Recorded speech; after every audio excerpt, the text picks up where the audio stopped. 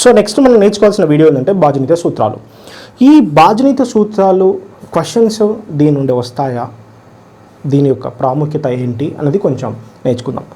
బాజనీత సూత్రాలు మనకు ముఖ్యంగా 2 ఫేజెస్లో నేర్చుకుంటాం. ఒకటి సూక్ష్మీకరణలో ఉపయోగపడడానికి వీటిని నేర్చుకోవడం జరుగుతుంది. రెండోది వీటి మీద మనకు డైరెక్ట్ క్వశ్చన్స్ అనేది మనకు రావడం జరుగుతుంది. ఈ మధ్య కాలంలో క్వశ్చన్స్ కొంచెం గట్టి నడుతున్నాడు. సో కాబట్టి ఫస్ట్ మనం దీన్ని బేసిక్గా ఈ బాజనీత సూత్రాలను అంటే బేసిక్గా మనము ఫస్ట్ ఫేజ్ అంటే సూక్ష్మీకరణ సరళీకృతం చేయడానికి, సూక్ష్మీకరణను చాలా ఎర్లీగా చేయడానికి మనం ఈ బాజనీత నియమాలు నేర్చుకున్న తర్వాత సర్టెన్ నెంబర్ ఆఫ్ ఇంకా కొన్ని నెంబర్ సిస్టమ్ ఇంట్రడక్షన్ పార్ట్ నేర్చుకున్న తర్వాత మనం దీని మీద ఒక సపరేట్ క్లాస్ డిస్కస్ చేద్దాం. క్వశ్చన్స్ ఆన్ డివిజబిలిటీ రూల్ అంటే బాజనీత సూత్రాల మీద ప్రశ్నలు ఉంటాయి, అవి మనం తర్వాత డిస్కస్ చేద్దాం. ఇప్పుడు మనం చెప్పుకోపోయేది సూక్ష్మీకరణలో మనకు చాలా ఇంపార్టెంట్గా దీనికి ఉపయోగపడుతుంది.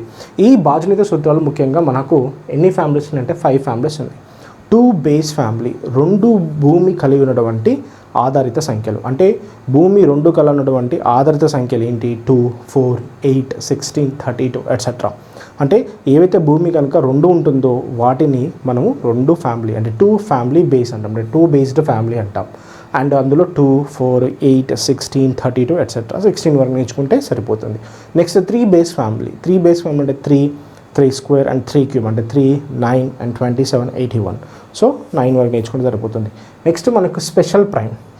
ఈ స్పెషల్ ప్రైమ్ ఎందుకంటే వీటికి కొంచెం సపరేట్ క్యారెక్టరిస్టిక్స్ ఉంటాయి. ఏంటి అందులో 5 ఒకటి 11 ఒకటి. 5కి ఒక ప్రత్యేకత ఉంది, 11కి కూడా ఒక ప్రత్యేకత ఉంది. అవి మనం అక్కడ నేర్చుకోవడం జరుగుతుంది. వీటిని స్పెషల్ ప్రైమ్స్ అని తీసుకుంటాం. నెక్స్ట్ మనకు random prime numbers. So random prime నెంబర్స్లో మనకు 7 అంటే 5 తర్వాత అంటే 5 బిలోయి కాకుండా 5 తర్వాత ఉన్నటువంటి ప్రైమ్స్ ఏవైతే ఉన్నాయంటే 7 ఉంది. సో ఆల్రెడీ మనం 11 సపరేట్ ఇక్కడ నేర్చుకుంటున్నాం కాబట్టి 11 అవసరం లేదు. సో 7, 13, 17, 19. ఎందుకంటే మనకు స్పెషల్ ప్రైమ్లో 5 and 11 నేర్చుకుంటాం. సరే 7 తర్వాత 11 వస్తుంది కదా, మీరు 13 తీసుకుంటారన్న ఉద్దేశంతో రావడం జరిగింది. బట్ ఆ 11 అనేది మనం ఇక్కడ ఆల్రెడీ డిస్కస్ చేస్తాం, స్పెషల్ ప్రైమ్లో డిస్కస్ చేస్తాం కాబట్టి 7, 13, 17, 19 డిస్కస్ చేస్తూ ఉంటాం. తర్వాత కాంపోజిట్ ఫ్యామిలీ అంటే సంయుక్త సంఖ్యలు. సంయుక్త సంఖ్యలను ఏ విధంగా నేర్చుకుంటూ ఉంటాం? 6, 10, 14, 15, 18, 20, 21, 22, 24, 26, 28, 30, 32, సో 34, 36, 38, 39, 40. సో ఈ విధంగా 42, ఈ విధంగా ఎన్ని ఉంటాయి 44, అన్ని సంయుక్త సంఖ్యలను చేయొచ్చు. వాటికి ఏంటి ఆ నియమము అనేది అక్కడ మనం నేర్చుకోవడం జరుగుతుంది. ఈ ప్రాసెస్లో ఫస్ట్ మీరు నేర్చుకోవాల్సింది 2 బేస్ ఫ్యామిలీ. ఓకే, మరి ఈ 2 బేస్ ఫ్యామిలీ అంటే ఏంటో చూద్దాం. So discuss about 2 base family. So 2 base ఉన్నటువంటి క్వశ్చన్స్ చూద్దాం. So 2 base family. So 2 base ఫ్యామిలీలో మనకు ఫస్ట్ ఉన్నటువంటి ఫ్యామిలీ ఎవరంటే 2 ఉంది. సో 2 పవర్ 1 ఉంది.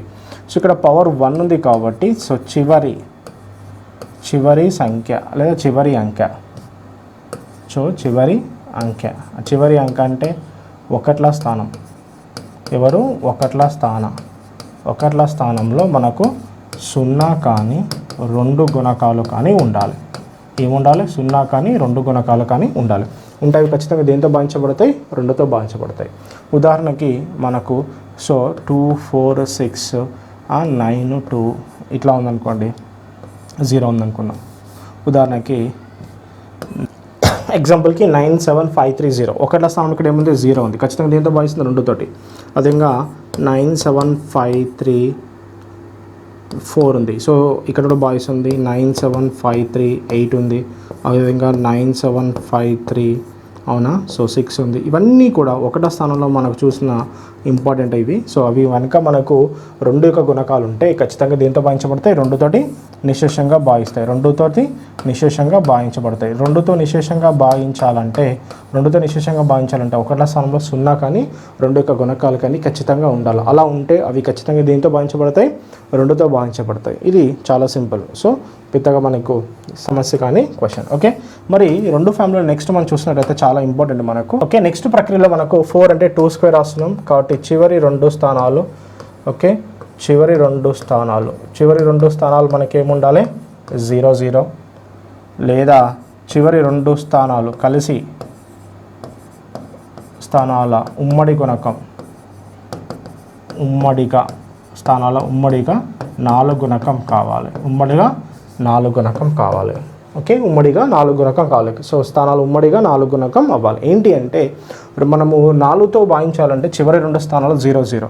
సో చివరి 2 స్థానాలు ఏమున్నాయి, జీరోస్ ఉన్నాయి. నెక్స్ట్ 97504 ఎస్, ఇది 4తో భాగిస్తాయి. నెక్స్ట్ 9708 ఎస్, ఇది కూడా భాగిస్తాయి. 97512 ఎస్, ఇది కూడా భాగిస్తాయి. 97516 ఎస్ భాగిస్తాయి. అవునా? సో నేను ఏమంటున్నాను, చివరి 2 స్థానాలు గుర్తుపెట్టుకోండి, చాలా చాలా ఇంపార్టెంట్. ఇక్కడ చివరికి 2 స్థానాలు జీరోస్ అండ్ జీరోస్ ఉన్నాయి కాబట్టి 4తో నిశ్శేషంగా భాగిస్తుంది. ఇక్కడ 04 ఉంది, 04ని 4 నిశ్శేషంగా భాగిస్తుంది. ఇక్కడ 08 ఉంది, 08ని కూడా 4 నిశ్శేషంగా భాగిస్తుంది. ఇక్కడ 12 ఉంది, 12ని 4 కూడా నిశ్శేషంగా భాగిస్తుంది. ఇక్కడ 16 ఉంది, 16ని కూడా 4 నిశ్శేషంగా భాగిస్తుంది. కాబట్టి ఈ ఎంటైర్ సంఖ్యలన్నీ కూడా 4తో నిశ్శేషంగా భాగించబడుతుంది. 4తో నిశ్శేషంగా భాగించబడాలంటే చివరి 2 స్థానాలు తీసుకుంటే సరిపోతుంది. అది 10ల స్థానము మరియు 1ల స్థానము. 10ల స్థానం మరియు 1ల స్థానం కలిసి అంటాడు క్వశ్చన్. సో ఇప్పుడు ఇలా నేర్చుకుని వదిలేశాడు, చాలా తప్పు. ఇలా కాకుండా ఎలా నేర్చుకోవాలంటే, సో ఈ సంఖ్య అనేది గుర్తుపెట్టుకోండి, జాగ్రత్త వినండి. సో 10x + 5 దీన్ని 10ల స్థాన రూపము అంటాం. ఏమంటాము? 10ల స్థాన రూపం అంటాము. చాలా చాలా ఇంపార్టెంట్. సపరేట్ క్వశ్చన్స్ అన్నాను కదా, సో జాగ్రత్త వినండి, ఇట్లాంటి చాలా ఇంపార్టెంట్ మనకు. ఇది 10ల స్థానం, ఇది 1వ స్థానం. ఈ సంఖ్యా వ్యవస్థ 4 గుణకమైంది అనుకోండి, ఈ సంఖ్యా వ్యవస్థ 4 గుణకమైంది అనుకోండి, ఆ సంఖ్య ఖచ్చితంగా దేంతో భావించబడుతుంది, 4తో నిశ్శేషంగా భావించబడుతుంది. 10ల సంఖ్య వ్యవస్థ రూపం ఏంటిదండి, 10x + 5. సో 10x + 5ని ఏమంటాము, సో ఇది 10ల స్థానము 1ల స్థానము కలగలిపిన రూపాన్ని మనం 10xy తీసుకుంటాం. అంటే ఈ రూపము, ఓకే, ఈ రూపము అండ్ ఈ రూపము అన్నీ కూడా అంటే 10ల స్థానము మరియు 1ల స్థానము ఉమ్మడిగా, 10ల స్థానము 1ల స్థానం ఉమ్మడిగా 4 గుణకమైనట్లయితే ఆ సంఖ్య ఖచ్చితంగా దీంతో భావించబడుతుంది, 4తో నిశ్శేషంగా భావించబడుతుంది. అవునా? భావించబడుతుంది. ఇది బాగా గుర్తుపెట్టుకోవాల్సిన ఇంపార్టెంట్ పాయింట్. ఓకే, సో మనకు 10ల స్థానం రూపం ఏమవుతుందంటే 10x + y అనేది మనకు 10ల స్థాన రూపము అవ్వడం జరుగుతుంది. అంటే ఇది చాలా చాలా ఇంపార్టెంట్ పాయింట్ మనకు. ఓకే, సో ఒక సంఖ్యను 4 చే భాగించి శేషం కనుక్కోవాలంటే గుర్తుపెట్టుకోండి, ఒక సంఖ్యను 4 చే భాగిస్తే మనకు శేషం కావాలన్నాడు అనుకోండి, శేషం కావాలని అనుకోండి, అప్పుడు ఏం చేయాలంటే ఆ సంఖ్యలో 10x + yని, ఆ సంఖ్యలో 10x + yని భాగిస్తే ఏదైతే శేషం వస్తుందో ఆ శేషము మనకు నిర్ణీత శేషం అవుతుంది. ఉదాహరణకి ఎంటైర్ నెంబర్ తీసుకుందాం. సో నేను ఇప్పుడు ఈ నెంబర్ తీసుకుంటున్నాను. సో నాకు ఇప్పుడు ఈ నెంబర్ని 4తో భాగించాలనుకుంటున్నాను. చూద్దాం, 4తో భాగించాలంటే ఈ మొత్తం సంఖ్యని భాగించాల్సిన అవసరం లేదు, చివరి 2 అంకెని భాగిస్తే సరిపోతుంది. చివరి 2 అంకెలు ఎవరు, 97. ఈ చివరి 2 అంకెలు 97, దీన్ని 4 చే భాగించండి సరిపోతుంది. 4 2s are 8, 17, 4 4s are 16. So శేషం ఎంత, 1. అంటే ఇప్పుడు 987367797ని మీరు 4తో భాగిస్తే చివరికి వచ్చే శేషము 1 అవుతుంది. అంటే ఒక సంఖ్యని మనము భాగించినప్పుడు 4తో శేషాన్ని కనుక్కోవాలంటే చివరి 2 అంకెలు తీసుకుంటే సరిపోతుంది. సో చివరి ఎన్ని అంకెలు తీసుకుంటే సరిపోతుంది, చివరి 2 అంకెలు తీసుకొని భాగిస్తే సరిపోతుంది. చివరి 2 అంకెలు మనం 4తో నిశ్శేషంగా భావించడానికి కనుక్కున్న నియమాన్ని మనం 4తో శేషాన్ని కనుక్కున్నప్పుడు కూడా ఉపయోగించాల్సి వస్తుంది. అంటే ఏదైతే సంఖ్య శేషాన్ని కనుక్కోమంటాడో ఆ సంఖ్య శేషాన్ని కనుక్కోమన్నప్పుడు 10x + y రూపంలో ఏర్పడే అంటే చివరి 2 అంకెలని తీసుకుంటే సరిపోతుంది. ఈ చివరి 2 అంకెలే మనకు చాలా ఎఫిషియెంట్, శేషాన్ని మనం నిశ్చితంగా కనుక్కోవడానికి ఇదొక గొప్ప నియమము. అవునా? 4తో కనుక్కోవడానికి నియమం ఏంటంటే చివరి 2 అంకెలు తీసుకుంటే సరిపోతుంది అన్న విషయం గుర్తుపెట్టుకో. ఎందుకు చివరి 2 అంకెలు అంటే 4ని నువ్వు ఏం రాసుకుంటున్నావు, 2² రాసుకుంటున్నావు. 2 అనే ఆధారం యొక్క ఘాతం 2 ఉంది కాబట్టి సో చివరి 2 అంకెలు తీసుకుంటే సరిపోతుంది. Okay, clear? ఎస్. సో ఈ విధంగా మనం దీన్ని సాల్వ్ చేయాలి. So very very important. Next 8 8 అంటే 2³ 8 అంటే 2³ అంటే చివరి 3 స్థానాలు, చివరి 3 స్థానాలు మనకు యాజ్ యూజువల్ 0 0 లేదా చివరి 3 అంకెలు కలిసి అంకెలు ఉమ్మడిగా, చివరి 3 అంకెలు ఉమ్మడిగా 8 చే భాగించబడాలి. 8తో భాగించాలి. దీంతో భాగించాలి, 8తో భాగించాలి. ఉదాహరణకి 7800 ఉంది. ఇది మనకు ఉదాహరణకి 79 ఇది 8తో భాగిస్తుందో లేదా చెక్ చేసుకోండి. సో చివరి మనకు ఏవైతే 3 అంకెలు ఉన్నాయి కదా, సో ఈ 3 అంకెలు ఏంటి 0 0s ఉన్నాయి. ఖచ్చితంగా దేంతో భాగించబడతాయి? 8తో భాగించబడతాయి. నెక్స్ట్ 87008. సో ఇది కూడా 8తో భాగిస్తుందా భాగించదా? ఎస్, నిశేషంగా భాగిస్తుంది. ఇంకా చివరి 3 అంకెలు ఏంటిది 008. మరి 008 8 భాగిస్తుందా భాగించదా? భాగిస్తుంది. నెక్స్ట్ 87016. సో ఇవి కూడా కలిపితే ఖచ్చితంగా దేంతో భాగిస్తున్నాయి? 8తో నిశేషంగా భాగిస్తుంది. నెక్స్ట్ చూసినట్లయితే 87032. ఓకే, ఇది 8తో భాగిస్తుందా భాగించదా? ఎస్, చివరి 3 అంకెలు దేంతో భాగిస్తున్నాయి? 8తో భాగిస్తున్నాయి. 8తో భాగిస్తున్నాయి కాబట్టి ఖచ్చితంగా మనకు దీంతో భాగించడం జరుగుతుంది. నెక్స్ట్ 870 అవునా 40. సో ఇది మనకు 8తో భాగిస్తుందా భాగించదా? భాగిస్తుంది. నెక్స్ట్ 87048. ఇది కూడా దేంతో భాగించబడుతుంది? 8తో భాగించబడుతుంది. నెక్స్ట్ 87064. ఓకే, ఇది కూడా 8తో భాగించబడుతుంది. నెక్స్ట్ 87072. ఇది కూడా దేంతో భాగించబడుతుంది? 8తో భాగించబడుతుంది. అంటే చివరి 3 అంకెలు తీసుకుంటే సరిపోతుంది, మొత్తం తీసుకోవాల్సిన అవసరం లేదు.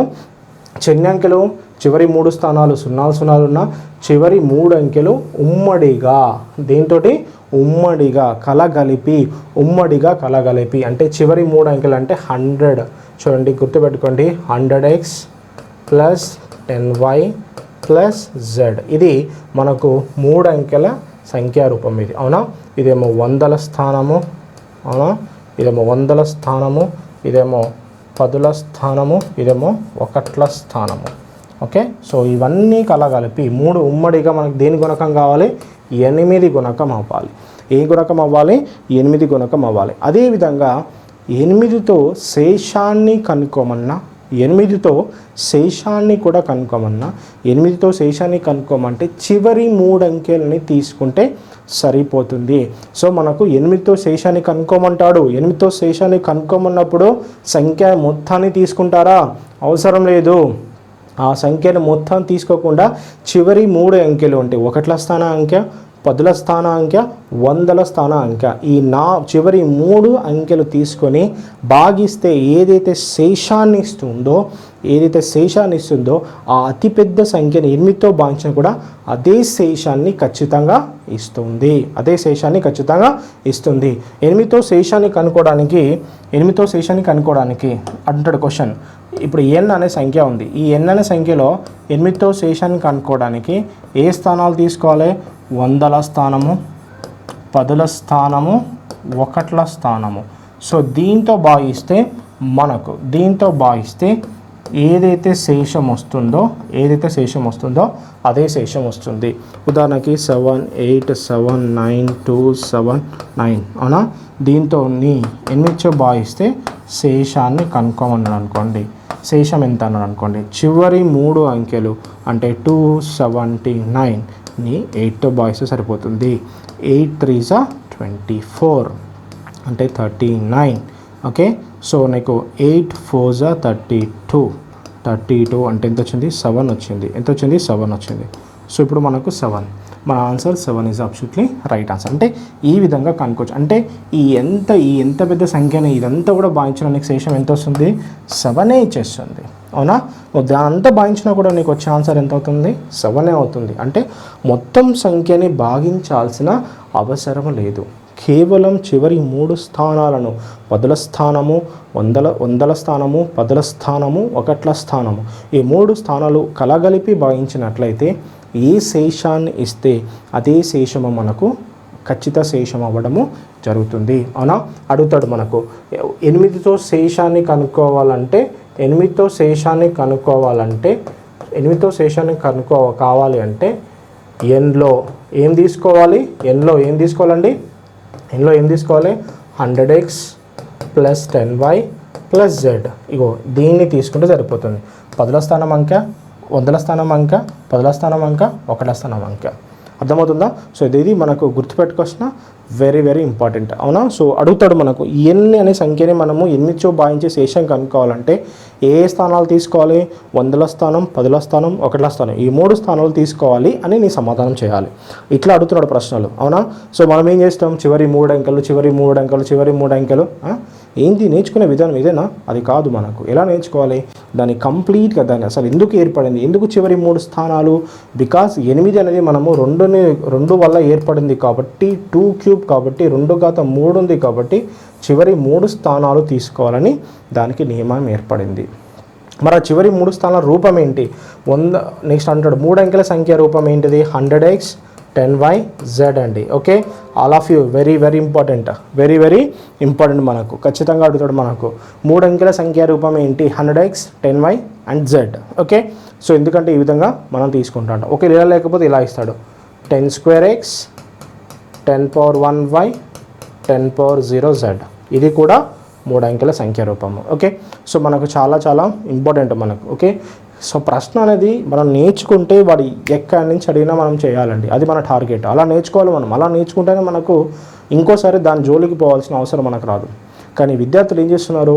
పై విధానంగా టెక్స్ట్ బుక్లో ఇలా ఉంటే దాన్ని అలానే నేర్చుకుంటున్నారు. అది తప్పు. టెక్స్ట్ బుక్ అనేది మనకు ఒక పాత్, ఒక డైరెక్షన్ ఇస్తుంది. ఆ డైరెక్షన్లో వెళ్ళి వాటిని బేసిక్స్ని అర్థం చేసుకొని, ఏవైతే బేసిక్స్ ఉంటాయో ఆ బేసిక్స్ని అర్థం చేసుకొని మనం కాన్సెప్ట్ని మనం డెవలప్ చేసుకొని మనము ఎక్కడి నుంచి క్వశ్చన్ వచ్చినా చేసే విధంగా నేర్చుకోవాలని దాని ఇంటిమేషన్. బుక్ అందుకే మనకు ఉంది. ఆ బుక్ ఉండడానికి రీజన్ ఏంటంటే ఆ బుక్ని వాడికి సంబంధించిన స్టైల్లో రాశాడు. అది మన స్టైల్లో మనం దాన్ని కన్వర్ట్ చేసుకొని దాని నుంచి మనం ఏ క్వశ్చన్ వచ్చినా కూడా మనం దాన్ని నేర్చుకోవాలి. That's called a preparation strategy, especially competitive. మనం రాసేది అకాడమిక్ కాదు కదా, బుక్లో ఉన్నట్టు రాస్తే మనకు మార్క్స్ వచ్చేది. మనం రాసేది కాంపిటేటివ్ ఎగ్జామ్ కాబట్టి మనం విషయాన్ని మనము బై హెడ్లో కాకుండా మనం అనలైజ్ చేస్తూ చదవాలి. అంటే మనమే 10 మందికి చెప్పే విధంగా మనకు ఆ క్వశ్చన్ ఎక్కడి నుంచి వచ్చినా ఎలా వచ్చినా కూడా చేసే విధంగా చదవాలి. అది మనకు విద్యార్థికి ఉండాల్సిన, కాంపిటేటివ్ స్టూడెంట్కి ఉండాల్సిన ముఖ్యమైన లక్షణం. ఓకేనా? సో అర్థమైంది కదండి. నెక్స్ట్ మనకు 10 పవర్, నెక్స్ట్ 8 అయిపోయింది. నెక్స్ట్ 16. సో నెక్స్ట్ 16 గురించి చూద్దాం. 16 అంటే మనం ఏం రాసుకుంటాం? 2⁴ అని రాసుకుంటాం. సో నెక్స్ట్ 16 అంటే ఏం రాయొచ్చు? 2⁴. 2⁴ కాబట్టి ఘాతం ఎంత ఉంది? 4 ఉంది కాబట్టి చివరి 4 స్థానాలు. చివరి ఎన్ని స్థానాలు? 4 స్థానాలు. ఎన్ని ఉండాలి? 0 0 0. లేదా చివరి 4 అంకెలు ఉమ్మడిగా 4 అంకెలు ఉమ్మడిగా 16తో భాగించాలి. 16తో భాగించాలి ఉమ్మడిగా. ఎలా? ఉమ్మడిగా తీసుకోవాలి. ఉదాహరణకి 8 1 2 భాగిస్తుందో లేదా అడిగిండు. Okay, yes. చివరి 4 స్థానాలు ఏమున్నాయి? 0 0 0 0. Okay, yes. నెక్స్ట్ 8 1 2 0 0 16 భాగిస్తుందా లేదా? ఎస్, నిశ్శేషంగా భాగిస్తుంది. 0 0 1 6. నెక్స్ట్ 8 1 0 0 3 2 16తో భాగిస్తుందా? భావించదా? ఎస్, నిశ్శేషంగా భాగిస్తుంది. 8 1 2 0 0 48 16తో భాగిస్తుందా? భావించదా? చెప్పండి. 8 1 2 0 0 64 భాగిస్తుందా? భావించదా? ఎస్. Okay, okay. చివరి 4 స్థానాల కలగలిపి ఖచ్చితంగా మనం దేంతో భావించాలి? మనకు సో దాంతో భావించాలి. నెక్స్ట్ ఈ 16తో భావించాలి. నెక్స్ట్ చూద్దాం. భావిస్తుందా? భావించదా? ఎస్, అవునా? సో 0 0 8 0 16తో భావిస్తుందా? భావిస్తుంది కాబట్టి ఈ మొత్తం సంఖ్య కూడా ఏం భావిస్తుంది? 16 భావిస్తుంది. నెక్స్ట్ 8 1 0 0 9 6 16 భావిస్తుందా? భావించదా? ఎస్, నిశ్శేషంగా భావిస్తుంది. చివరి 4 స్థానాలు కలగలిపి మనకు 16తో భావించాలి. మరి చివరి 4 స్థానాలు అంటున్నాం కాబట్టి చివరి 4 స్థానాలు అంటే మనకు ఏం తీసుకోవాలి? మనకు ఏంటిది? చివరి 4 స్థానాలు 100V 1000V అంటున్నాం. 1000V అంటే మనకి ఏం రాసుకుంటున్నాం? 10⁴V అండ్ మనం ఏం రాసుకుంటున్నాం? దీన్ని ఏం రాసుకోవాలి? 10⁻³ and 10^2x, next 10⁻1y, next 10⁻0z. ఇది అంటాడు క్వశ్చన్. ఇది 16 గుణకం అయితే సంఖ్యలో అంటాడు. సంఖ్యలో 10⁻v plus 10^2x plus 10⁻y plus 10⁻z 16 గుణకం అయితే మిగిలిన సంఖ్య కూడా 16తో భాగిస్తుందా లేదా? ఎస్, 16తో భాగిస్తుంది. చాలా చాలా ఇంపార్టెంట్. మనం బేసిక్స్ నేర్చుకుంటే ఎట్లాంటి క్వశ్చన్ వచ్చినా మనం ఖచ్చితంగా చేసేయాలి. ఆ క్వశ్చన్ మనం ఎలా అడగని, ఏమన్నా అడుక్కొని, ఏ విధంగా చేయని, ఏ విధంగా చేయని, వాడు మనల్ని ఇబ్బంది పెట్టే విధంగా ప్రశ్న ఇచ్చినా కూడా వాళ్ళ మార్కులతో వానికి ఇబ్బంది పెట్టాలి. ఆ విధంగా మనం చదవాలి. అది మనం గుర్తుపెట్టుకోవాల్సిన విషయం. 16 ఎందుకు చివరి 4 స్థానాలు తీసుకుంటామంటే 16ని 2 యొక్క ఆధారంగా తీసుకొని, 2 అనే భూమి ఆధారంగా తీసుకొని దాని ఘాతం 4 ఏర్పడినందువలన ఖచ్చితంగా మనకు 16తో మనము చివరి 4 స్థానాలు తీసుకొని 16తో భావించడానికి ప్రయత్నిస్తున్నాము. ఓకే, ఒక సంఖ్య శేషాన్ని 16తో భావిస్తే శేషం కావాలంటే చివరి ఎన్ని స్థానాలు తీసుకోవాలి?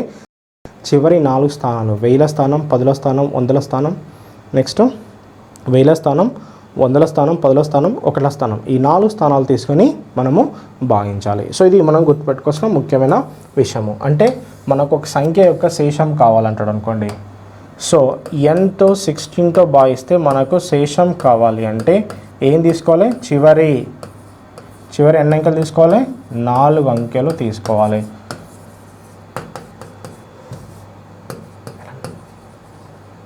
సో చివరి 4 అంకెలు కావాలి, అవునా? n/16 ఒక సంఖ్యని మనం 16తో భావిస్తే శేషం కనుక్కోవాలంటే ఖచ్చితంగా చివరి ఎన్ని అంకెలు కావాలి?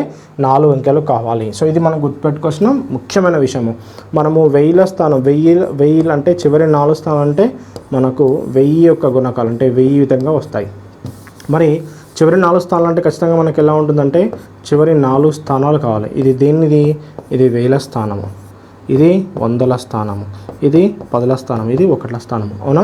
సో ఇది మనం గుర్తుపెట్టుకోవాల్సిన ముఖ్యమైన విషయం, అవునా? సో 16తో ఒక సంఖ్యని భాగిస్తున్నామంటే శేషం కావాలంటే చివరి 4 అంకెలు తీసుకోవాలన్న నియమాన్ని మనం బాగా గుర్తుపెట్టుకోవాలి. ఇది 2 అనే కుటుంబం యొక్క భాజనీయ సూత్రాలు. నెక్స్ట్ మరి 3 అనే కుటుంబం యొక్క భాజనీయ సూత్రాలు చూద్దాం. 3 బేస్ ఫ్యామిలీలో ఫస్ట్ 3 అంటే 3/1. సో ఇప్పుడు మనకు 1 ఉంది కాబట్టి 1 ఉంది కదా, అవునా? సో ఇవన్నీ కూడా ఒకే నియమాన్ని పాటిస్తాయి. ఏంటి అంటే సంఖ్యలోని అంకెల మొత్తం, సంఖ్యలోని అంకెల మొత్తం, అవునా? ఇక్కడ 3/1 గుణకం కావాలి, 3/1 గుణకం కావాలి. ఓకే, 3/1 గుణకం కావాలి. ఓకే, మనం 3తో ఇక్కడ తీసుకుందంటే 3 కాబట్టి సంఖ్యలోని అంకెల మొత్తం ఏమవ్వాలి? 3/1 గుణకం అవ్వాలి, అంకెల మొత్తం, అవునా? సో ఉదాహరణకి 796, అవునా, 2 ఇది 3తో భాగిస్తుందో లేదా అడిగిన అనుకోండి. సో సంఖ్యలోని అంకెల మొత్తం 7 + 9 + 6 + 2, సో డివైడెడ్ బై 3 చెక్ చేయండి. ఓకే, 3 చెక్ చేయండి. సో జనరల్గా గుర్తుపెట్టుకోవాల్సిన ముఖ్యమైన విషయం ఏంటి? 24. సో 24ని 3 భాగిస్తుందో భావించదా? ఎస్ నిశేషంగా భావిస్తుంది. 7 + 9 16, 16 + 6 22, 22 + 2 24. ఓకే, 24ని 3 భాగిస్తుందో భావించదా? ఎస్ నిశేషంగా భావిస్తుంది. కాబట్టి 7926ని కూడా 7962ని కూడా మనకు 3 నిశేషంగా భావిస్తుంది. అంటే సంఖ్యలోని అంకెల మొత్తం దేని గుణకం కావాలి? 3/1 గుణకం కావాలి, 3/1 గుణకం అవ్వాలి. గుర్తుపెట్టుకోండి. So very very important. సంఖ్యలో అంకెల మొత్తం 3 అయితే 3/1 గుణకం, 9 అయితే 3² గుణకం అవ్వాలి. ఓకే, ఉదాహరణకి చూద్దాం, ఇంకోటి ఎగ్జాంపుల్ చూద్దాం. మనం శేషం కావాలన్నాడు అనుకోండి. శేషం కావాలి అంటే ఏం చేయాలంటే n అనే సంఖ్యలోని అంకెల మొత్తాన్ని, n అనే సంఖ్యలోని అంకెల మొత్తం ఏదైతే ఉందో అంకెల మొత్తాన్ని మనం 3/1తో భావిస్తే ఏదైతే శేషం వస్తుందో అది అసలైన శేషం అవుతుంది. ఏదైతే శేషం వస్తుందో అది అసలైన శేషం అవుతుంది. ఉదాహరణకి చూద్దాం, అవునా? ఉదాహరణకి చూద్దాం. నేను 7972, ఇప్పుడు దీని 3తో భాగిస్తే శేషం ఎంత అన్నాడు అనుకోండి. మొత్తం చేయాల్సిన అవసరం లేదు. 7 + 9 + 7 + 2 కూడండి. కూడితే మనకి ఎంత వస్తుంది? 25. మరి 25ని 3తో భాగిస్తే శేషం ఎంత వస్తుంది? మనకు శేషం ఎంత వస్తుంది? 1 వస్తుంది, అవునా? శేషం 1 వస్తుంది. ఇప్పుడు చూడండి ఇక్కడ ఎంత వచ్చింది? ఆన్సరు 1 వచ్చింది. ఓకే, ఇది గుర్తుపెట్టుకోవాల్సిన విషయం. అంటే మనకు సంఖ్యలోని అంటే ఒక సంఖ్య శేషం కనుక్కోవాలంటే n సంఖ్యలోని అంకెల మొత్తాన్ని కూడితే ఆ వచ్చిన దాన్ని 3/1తో భాగించండి. ఆ వచ్చిన దాన్ని 3/1తో భాగిస్తే మనకి ఏదైతే శేషం వస్తుందో అది మనకి ఏమవుతుంది? ఫలిత శేషం అవుతుంది. ఏమవుతుంది? ఫలిత శేషం అవుతుంది. సో ఇది మనం బాగా గుర్తుపెట్టుకోవాల్సిన విషయం. అడుగుతాడు ఎన్ అనే సంఖ్యను 3తో భాగిస్తే శేషం ఎంత అని అన్నాడు అనుకోండి, అప్పుడు ఆ ఎన్ సంఖ్యల మొత్తం ఇవ్వాలి. ఇలా ఇస్తాడు ప్రశ్న. ఎన్ అనే సంఖ్యలోని అంకెల మొత్తం 73 అయినా, ఇలా ఇస్తాడు ప్రశ్న. ఎన్ అనే సంఖ్యలోని అంకెల మొత్తం 73 అయినా ఎన్ని 3తో భాగిస్తే శేషం ఎంత అంటాడు ప్రశ్న. ఇది ప్రశ్న, ఇలా అడుగుతాడు మనకు. అవునా, అరే ఈసారి చెప్పలే కదా అని చెప్పి వదిలేస్తారు క్వశ్చన్. అవునా, ఏమన్నా ఇస్తాడు క్వశ్చన్ చూద్దాం. క్వశ్చన్ ఏమని ఇస్తాడు చూద్దాం. ప్రశ్న, ఎన్ అనే సంఖ్యలోని అంకెల మొత్తం 73 అయినా ఎన్ని 3తో భాగిస్తే శేషం ఎంత అన్నాడు అనుకోండి. అరే సార్ చెప్పలే కదా, అరే ఈ ప్రశ్న ఎక్కడి నుంచి వచ్చింది, అరే మనం నేర్చుకున్న సిలబస్ బిట్లో లేదు కదా అని వదిలేస్తాం. అంతేనా, మనకు అది కాదు. మనకు నేర్చుకున్న బాధ్యత సూత్రాలు నేర్చుకుంటే మొత్తం పర్ఫెక్ట్గా నేర్చుకోవాలి. మనము ఎన్లోనే సంఖ్యల మొత్తం గుర్తు నీకు ఎంత వచ్చింది 73. 73ని 3తో భాగిస్తే మనకు వచ్చే శేషం ఎంత వస్తుంది 1 వస్తుంది. అవునా, శేషం ఎంత వస్తుంది 1 వస్తుంది. అవునా, శేషం ఎంత వస్తుంది 1 వస్తుంది. సో గుర్తుపెట్టుకోండి, మనకు 73ని భాగించాలి ఇబ్బంది ఏందనుకోండి, 73ని మళ్ళీ కూడండి. 73ని మళ్ళీ కూడితే 10. 10ని 3తో భాగిస్తే శేషం ఎంత 1. That's it, simple. సార్ నేను 73 కనుక్కోవడం నాకు ఇబ్బంది లేదు సార్, 3 2 6 3 4 12 నాకు అవసరం లేదంటే మళ్ళీ 73ని మళ్ళీ కూడండి. 73ని మళ్ళీ కూడితే 10 వస్తుంది. 10ని 3తో భాగిస్తే శేషం ఎంత 1. 10ని కూడా మళ్ళీ కూడండి 1 వస్తుంది. 1ని 3తో భాగిస్తే శేషం ఎంత 1. అర్థమైందా, 73 కనుక్కోవడం ఇబ్బంది అవుతుంది. 73ని మళ్ళీ కూడండి 10. 10ని మళ్ళీ కూడండి 1. 1ని 3తో భాగిస్తే శేషం ఎంత 1 వస్తుంది. క్లియర్. అంటే ఇట్లాంటి ప్రశ్న వచ్చినా కూడా విద్యార్థులు చేయాలి. ఒక విద్యార్థికి ప్రశ్న చూడగానే అది కొత్తగా అనిపించడానికి ముఖ్యమైన కారణం ఏంటంటే అతడు దాన్ని విశ్లేషణాత్మకంగా నేర్చుకోకపోవడం వల్లనే. సో కాన్సెప్ట్ అర్థమవుతే మనము ఎట్లాంటి ప్రశ్న, అందుకే సార్ బాధ్యత సూత్రాలు అంటే టెక్స్ట్ బుక్లో చెప్తే నేను ఎందుకు ఇంకా అవునా. కాబట్టి బాధ్యత సూత్రాలని మనం చాలా డిఫరెంట్గా నేర్చుకోవాలి. టెక్స్ట్ బుక్తో మనకు సంబంధం లేకుండా నేర్చుకోవాలి. ఎగ్జామ్లో ఆ క్వశ్చన్ వస్తే పర్ఫెక్ట్గా చేయాలి. ఏ డివిజిబిలిటీ రూల్ మీద క్వశ్చన్ వచ్చినా చేయాలి మన ఇంటెన్షన్. డివిజిబిలిటీ రూల్ అంటే ఏదో పుస్తకాలన్నట్టు 3 యొక్క బాధ్యత సూత్రం అంకెల మొత్తం కూడండి. అవునా, అది వేసరికి తీరు మీరు అవుతుంది. సో అప్పుడు మనకు ఆన్సర్ రాదు. మనకి ఎగ్జామ్ అడిగిన క్వశ్చన్కి ఆన్సర్ సాల్వ్ చేయాలంటే we have to learn in this proforma and this method and this mechanism. ఈ విధంగా నేర్చుకుంటేనే మనకు అద్భుతాలు సృష్టించగలుగుతాం. అవునా, మ్యాథ్స్ మనకు రాకపోవడానికి మేజర్ రీజన్ ఏంటంటే మనం దాన్ని మన మోడ్లో అంటే మనకు సంబంధించిన స్టైల్లో చదవలేదు. మనకు స్టైల్ ఉంటుంది, మన స్టైల్లోనే చదవాలి. మన స్టైల్లోనే మనం దాన్ని ఇంప్లిమెంట్ చేసుకోవాలి. మనం దాన్ని ఎలా నేర్చుకోవాలంటే అది మన బాడీకి కంప్లీట్ ఇంపాక్ట్ అయ్యేటట్టు. మనకున్న డ్రెస్సెస్ మనం చూస్ చేసుకుంటూ ఉంటాం. మనకు సెట్ అవ్వండి పక్కడికి సెట్ అవుతుంది, వాడు తీసుకుంటాడు. అంటే మనకు సెట్ అవ్వాలంటే దాని అర్థం డ్రెస్ బాలని కాదు, అది మనకి ఇంపాక్ట్ లేదు. సో అదేవిధంగా సబ్జెక్ట్ కూడా అంతే, దాన్ని మనం డిఫరెంట్ స్టైల్లో చదవాలి. మ్యాథమెటిక్స్ని ఎప్పుడు కూడా ఏ విధంగా నేర్చుకోవాలంటే దాన్ని కంప్లీట్గా కాన్సెప్చువల్ వేలో నేర్చుకోవాలి. కాన్సెప్చువల్ నేర్చుకుంటే అద్భుతాలు చేయొచ్చు నువ్వు. ఓకే, సో ఈ విధంగా ఇట్లాంటి ప్రశ్న ఇచ్చినా మనం చేయడానికి ఇది మనకి ఇంపార్టెంట్ పాయింట్.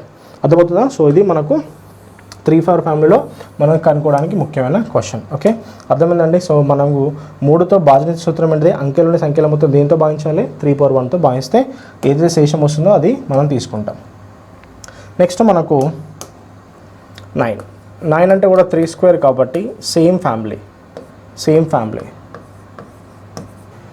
దేంతో భాగించబడాలి. సో సంఖ్యలోని అంకెల మొత్తం దేంతో భాగించబడాలి 3² భాగించబడాలి. ఇది గుర్తుపెట్టుకోవాల్సిన important point. Okay, so digital sum అనే ఒక సపరేట్ క్లాస్ ఉంటుంది, అక్కడ నేను చాలా డీటెయిల్గా డిస్కస్ చేద్దాం. ఓకే, సో 7 8 7 9 9తో భాగించాలి అడిగిన అనుకో. ఎస్ చూద్దాం. 7 + 8 + 3 + 9 + 6 + 3 సో 36. సో 36ని 9 భాగిస్తుందో భాగించదు, ఎస్ నిశ్శేషంగా భాగిస్తుంది. సో 7 + 8 15 15 18 18 27 27 6 33 33 + 3 36. సో 36ని 9 భాగిస్తుందో భాగించదు, ఎస్ నిశ్శేషంగా భాగిస్తుంది. ఏమంటున్నాను, సంఖ్యలోని అంకెల మొత్తం 9 అంటే 3²తో భాగించాలి. 9 అంటే 3² అంటే 3²తో భాగించాలి, అంటే 9తో భాగించబడాలి. ఏదైతే సంఖ్య తీసుకుంటావో ఆ సంఖ్యలోని అంకెల మొత్తాన్ని కూడితే మనకు వచ్చిన ఆ ఫలితాన్ని 9 భాగిస్తే ఆ సంఖ్యని కూడా మొత్తం 9 భాగిస్తుంది. అవునా. ఓకే, సో అదేవిధంగా సో ఎన్ని మనం 9తో భాగించాలి అంటే శేషం కావాలి అంటే ఏం చేయాలి, ఎన్లోని అంకెల మొత్తం అంకెల మొత్తం దేంతో భాగించండి, 9తో భాగించండి. వచ్చే శేషం ఏమవుతుంది, ఫలిత శేషం అవుతుంది. ఏమవుతుంది, ఫలిత శేషం అవుతుంది. ఏమవుతుంది, ఫలిత శేషం అవుతుంది. Okay, so very very important. మనం ఖచ్చితంగా డిఫరెంట్ జోన్లో నేర్చుకోవాలి. దయచేసి బుక్లో ఉన్నట్టు మనం నేర్చుకోకూడదండి విద్యార్థులారా, గమనించాల్సిన ముఖ్యమైన విషయం ఇది. ఓకే, సో మనము ఒక సంఖ్యని తోటి 9తో శేషాన్ని కనుక్కోవాలంటే ఆ సంఖ్యలోని ప్రతి అంకెని కూడండి. ఆ వచ్చే అంకెల మొత్తం ఏదైతే ఉంటుందో ఆ అంకెల మొత్తం 9తో భాగించినట్లయితే ఏదైతే శేషాన్ని నీకు ఇచ్చిందో ఆ శేషం నీకు ఫలిత శేషాన్ని నీకు ఇవ్వడం జరుగుతుంది. క్లియర్, అర్థమైందండి. సో వెరీ వెరీ ఇంపార్టెంట్ మనకు. సో మనకు ఇది గుర్తుపెట్టుకోవాల్సిన ఇంపార్టెంట్ పాయింట్. ఖచ్చితంగా మీరు డెఫినెట్లీ నోట్స్ రాయాలి. సో డెఫినెట్గా మనకు అడుగుతాడు. సో మనకు కాంపిటేటివ్లో రన్నింగ్ నోట్స్ మనకు మేజర్ మెటీరియల్. ఓకే, ఎన్ అనే సంఖ్యలోని అంకెల మొత్తం 71 అయినా ఎన్ని 9తో భాగిస్తే శేషం ఎంత అంటే 71ని 9తో భాగిద్దాం. 71ని 9తో భాగిస్తే మనకి ఎంత శేషం వస్తుందో చూద్దాం. Okay, simple logic. ఎంత వస్తుంది శేషం మనకు, 8 వస్తుంది. ఇంకా ఈజీ చేయాలంటే 7 + 1 / 9. 7 + 1 / 9 అంటే 8. 8ని 9తో భాగిస్తే శేషం ఎంత వస్తుంది, 8 వస్తుంది. ఈ విధంగా కూడా చేయొచ్చు. అంటే 71ని 9తో భాగిస్తే ఏంటిది, 9 × 7 = 63. 9 ఏళ్ళ 63 అంటే 71కి 63 పోతే శేషం ఎంత, 8 రావడం జరుగుతుంది. సో ఈ విధంగా చేయొచ్చు. లేదా 7 + 1 8. 8ని 9తో భాగిస్తే శేషం ఎంత, 1. Clear it is yes. So విధంగా మనం చాలా చూడగానే మనం ఆన్సర్ పెట్టడానికి ప్రయత్నించాలి. ఇది మనకు భాజనీయ సూత్రంలో. సో చాలా చాలా ఇంపార్టెంట్. మనకు ఇట్లా నేర్చుకుంటే ప్రశ్నలు ఏ విధంగా వచ్చినా మనం చేయడానికి ఒక స్కోప్ ఉంటుంది. ఓకే, సో 1 by 1 కంప్లీట్గా నేర్చుకోవాలి మనము. ఏ ఒక్క పోర్షన్ వదిలిపెట్టద్దు. నెంబర్ సిస్టమ్ అయిపోయిందంటే నెంబర్ సిస్టమ్ నుంచి ఎట్లాంటి క్వశ్చన్ వచ్చినా చేయాలి. అవర్ టార్గెట్ అది. Okay, clear. So 9 family completed. Next 3 family completed. Next మన ఏంటి స్పెషల్ ప్రైమ్స్.